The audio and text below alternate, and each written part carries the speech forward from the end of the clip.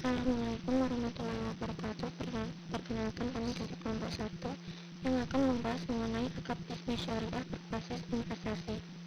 Anggota kelompok kami yaitu yang pertama Rian Abdul Somad, yang kedua Sundari Novitasari, yang ketiga Kisara Panjani, yang keempat Unis Nursiah, dan yang kelima Windy Septiani. Pada pembahasan yang pertama mengenai pengertian akad bisnis syariah berbasis investasi. Akad menurut bahasa artinya ikatan atau persetujuan, sedangkan menurut istilah akad adalah transaksi atau kesepakatan antara seseorang atau yang menyerahkan dengan orang lain atau yang menerima untuk pelaksanaan suatu perbuatan. Melalui akad berbagai kegiatan bisnis dan usaha dapat dijalankan, karena secara umum akad merupakan biaya transaksi dalam ekonomi syariah. Sedangkan istilah investasi berasal dari bahasa Latin, yaitu investir atau memakai. Sedangkan dalam bahasa Inggris disebut investment. Hakikat investasi adalah penanaman modal untuk prosesi produksi. Dengan pengertian bahwa investasi adalah menempatkan modal atau dana pada suatu aset yang diharapkan akan memberikan hasil atau akan meningkatkan nilainya di masa yang akan datang. Selanjutnya, jenis akad bisnis syariah berbasis investasi yaitu ada dua. Yang pertama, mudharabah dan syirkah. Yang pertama yaitu mudharabah. Pengertiannya adalah perkongsian antara dua pihak, di mana pihak pertama sahib palma menyediakan dana dan pihak kedua atau mudharib bertanggung jawab atas pengelolaan usaha. Dalam hal keuntungannya dibagi antara mereka dengan mengikuti syarat yang telah dibuat. Adapun investasi mudharabah bukan sebagai simpanan dari pihak ketiga, tetapi merupakan suatu transaksi dalam bentuk perjanjian antara pemilik modal dan pengusaha, di mana pemilik modal bertindak sebagai penyandang seluruh dana yang diperlukan dan pihak pengusaha melakukan pengelolaan dana tersebut dalam menggerakkan suatu usaha. Kemudian yang kedua adalah dasar hukum mudharabah. Yang pertama, mudharabah berdasar pada Al-Quran. Terdapat pada Quran surat Al-Muzammil ayat 20 yang artinya, Dia, Allah mengetahui bahwa akan ada di antara kalian orang-orang yang sakit dan orang-orang yang berjalan di muka bumi mencari sebagian karunia Allah, dan yang lainnya orang-orang yang berpegang di jalan Allah.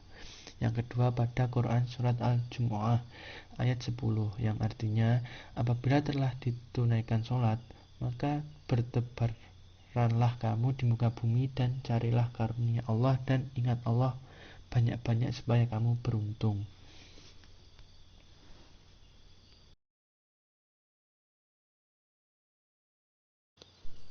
Dasar hukum al-mudharabah yang kedua adalah berdasar kepada al-hadis.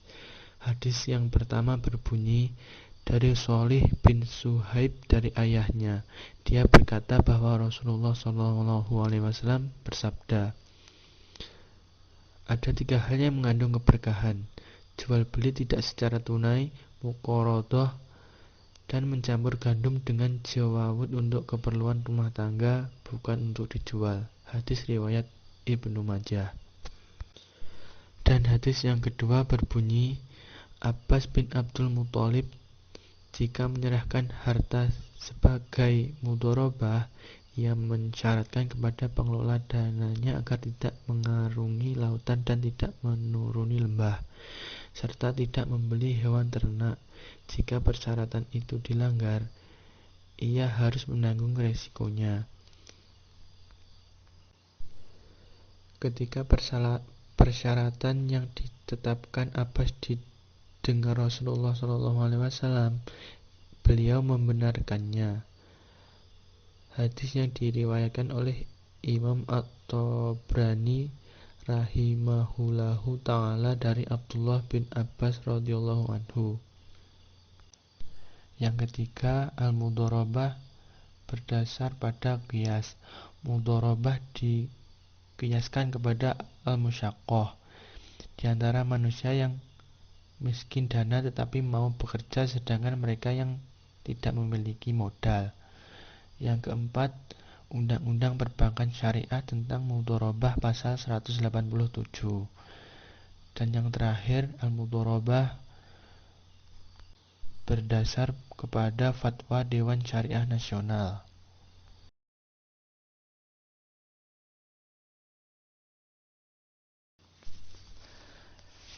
Yang ketiga adalah syarat mudharabah. Adapun syarat-syarat mudharabah adalah yang pertama sahibul mal dan mudharib, yang artinya keduanya adalah harus mampu bertindak layaknya sebagai majikan dan wakil. Yang kedua sigot ijab dan qabul. Yang ketiga modal.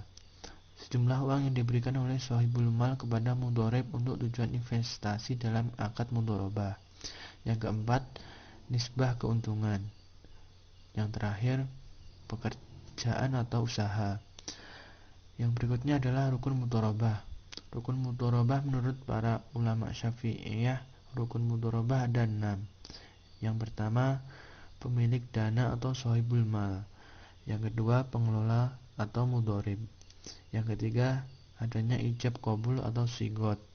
Yang keempat, modal atau rasul mal. Yang kelima, pekeraan atau amal. Yang keenam, keuntungan atau nisbah.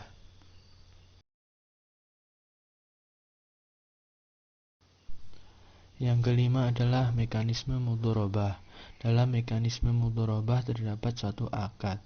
Akad mudharabah adalah akad yang bisa digunakan dalam syirkah atau kongsi, di mana pihak bank menjadi pemodal dan nasabah sebagai mudharib.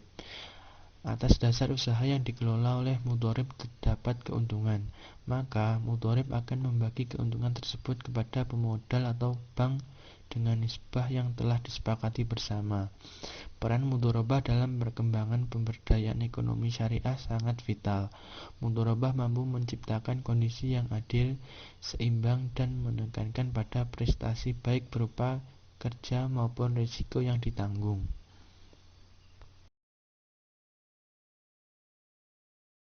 Implementasi mudharabah dalam lembaga keuangan.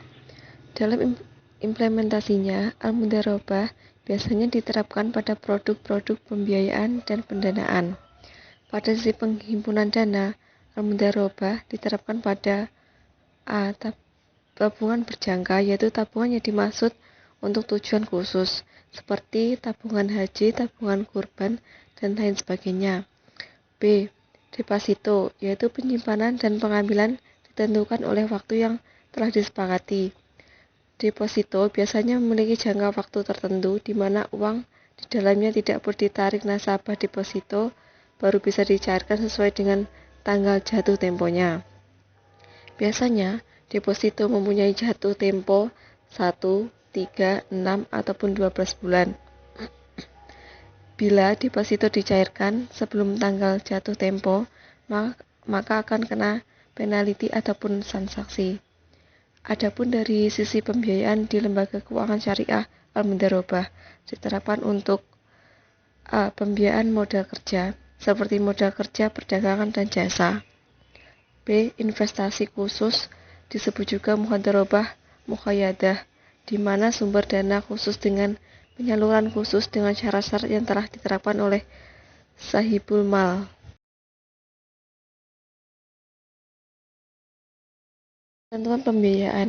1. Pembiayaan mudharabah adalah pembiayaan yang disalurkan oleh LKS kepada pihak lain untuk suatu usaha yang produktif. 2. Dalam pembiayaan di LKS ini sebagai sahibul mal ataupun pemilik dana, membiayai 100% kebutuhan suatu proyek ataupun usaha. Sedangkan pengelola nasabah bertindak sebagai mudharib ataupun pengelola usaha. 3. Jangka usaha, waktu usaha, tata cara, pengembalian dana, dan pembagian keuntungan ditentukan berdasarkan kesepakatan kedua belah pihak. 4. Jumlah dana pembiayaan harus dinyatakan dengan jelas dalam bentuk tunai dan bukan piutang. 5. Sebagai penyediaan dana penanggung semua kerugian akibat dari mudharabah, kecuali jika mudharib ataupun nasabah melakukan kesalahan yang disengaja, lalai, ataupun menyalahi perjanjian. 6. Pada prinsipnya, dalam pembiayaan mudharabah tidak ada jaminan, namun agar mudharib tidak melakukan penyimpangan, LKS dapat meminta jaminan dari mudharib ataupun pihak ketiga. Ketujuh, kriteria pengusaha, prosedur pembiayaan, dan mekanisme pembagian keuntungan diatur oleh LKS dengan memperhatikan fatwa DSN. 8. Pembiayaan operasional dibebaskan kepada mudharib.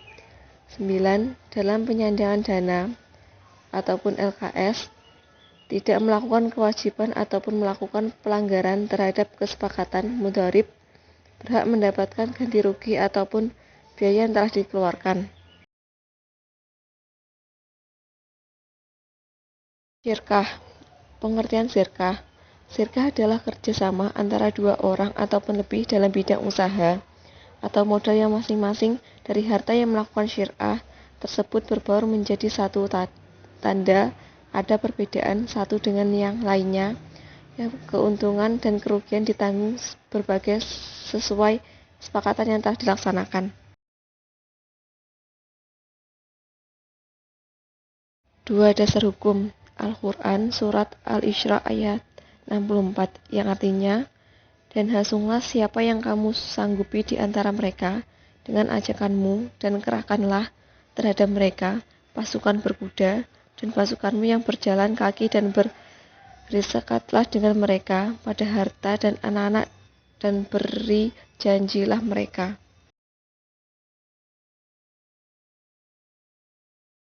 B. Al-Hadis diriwayatkan oleh Abu Dawud dari Abi Hurairah dari Nabi Muhammad SAW bersabda, artinya telah menceritakan kepada kami Muhammad bin Sulaiman al-Misisi, telah menceritakan kepada kami Muhammad bin Az-Zibrikan dari Abu Hayyan At-Taimi dari ayahnya dari Abu Hurairah, dan ia merafakkannya. Ia berkata, sesungguhnya Allah berfirman, aku adalah pihak ketiga dari dua orang yang bersekutu. Selama tidak ada seorang di antara mereka yang berkhianat kepada sahabatnya, apabila ia telah mengkhianatinya, maka aku keluar dari keduanya. Hadis riwayat Abu Daud dan disahkan oleh Al-Hakim. C. Ijma'.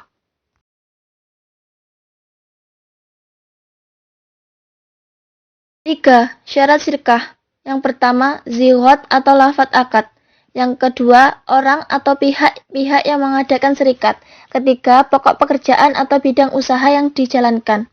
4. Rukun syirkah.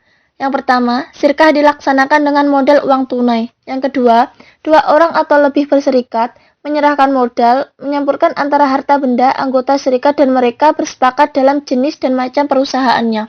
Ketiga, dua orang atau lebih mencampurkan kedua hartanya, sehingga tidak dapat dibedakan satu dari yang lainnya. Keempat, keuntungan dan kerugian diatur dengan perbandingan modal harta serikat yang diberikan. Adapun syarat-syarat orang atau pihak-pihak yang mengadakan perjanjian serikat atau kongsi itu haruslah: pertama, orang yang berakal, kedua, balik, dan ketiga dengan kehendak sendiri, tidak ada unsur paksaan.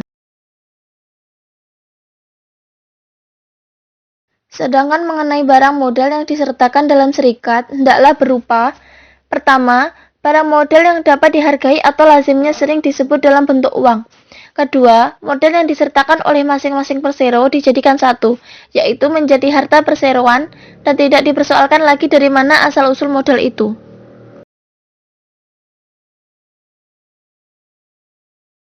Lima, mekanisme syirkah. Syirkah merupakan investasi berdasarkan keadilan, di mana risiko bisnis akan dibagi kepada seluruh pihak-pihak yang terlibat. Mekanisme syirkah itu sendiri adalah bagi hasil, yaitu perjanjian kerja sama antara dua pihak atau lebih pemilik modal atau uang atau barang untuk membiayai suatu usaha. Keuntungan dari usaha tersebut dibagi sesuai dengan perjanjian para pihak tersebut, yang tidak harus sama dengan pangsa modal masing-masing. Dalam hal kerugian dilaksanakan dengan pangsa modal masing-masing. Syirkah adalah salah satu jalan untuk mengukuhkan tali persaudaraan satu umat dengan umat yang lain. Implementasi syirkah dalam lembaga keuangan syariah. Dalam implementasinya di lembaga keuangan syariah, syirkah dapat diaplikasikan pada pembiayaan suatu proyek, di mana lembaga keuangan syariah bekerja sama dengan sebuah perusahaan untuk sebuah proyek. Dalam hal ini, kedua belah pihak masing-masing mengeluarkan dana guna membiayai proyek yang akan berlangsung.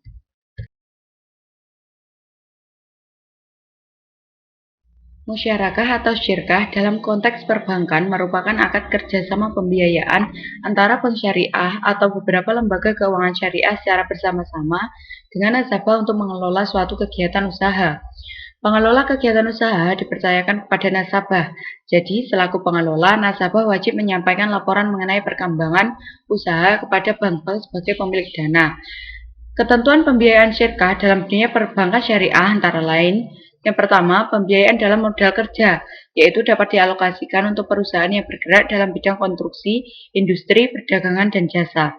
Yang kedua, pembiayaan investasi, yang dapat dialokasikan untuk perusahaan yang bergerak dalam bidang industri.